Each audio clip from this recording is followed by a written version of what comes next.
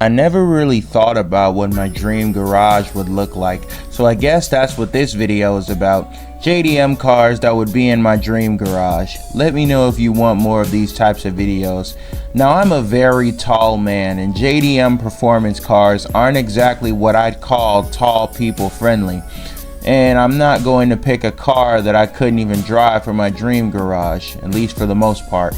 With that, my first car is a 370Z.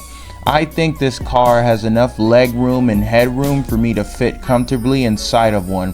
I have yet to prove that theory, as I've never sat in one, but I've seen videos of big and tall guys sitting in one of these.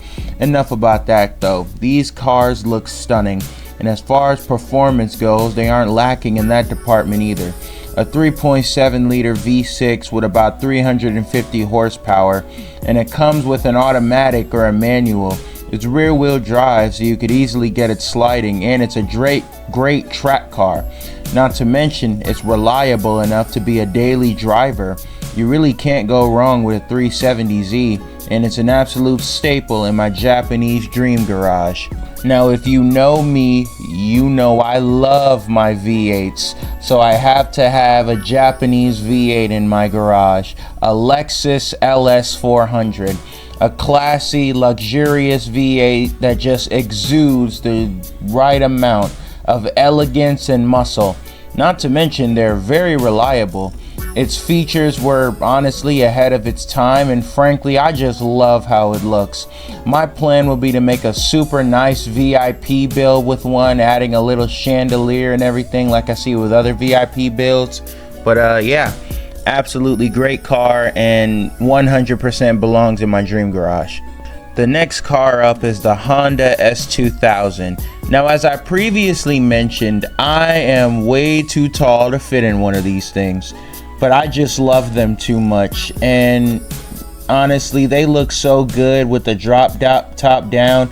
I had to own one and live life a bit vicariously in GTA, modding it exactly how I would in real life, since I can't really justify buying a car I probably couldn't drive anyway, but I'm the type to do it anyway, just for the love of the game.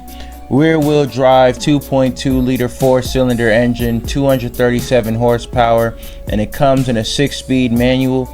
You don't get a S2000 for speed, you get one for how it looks, as well as to potentially slap a turbo and an anime wrap on it and drop the top on sunny days. Another absolute classic is the Honda Civic. Specifically for me, either a 2000 Honda Civic or a 2004 Civic Si. I really don't need to explain this one. Civics are a staple in Japanese car culture, especially tales like boosted Civics with laptops. You hear them all the time in the car community.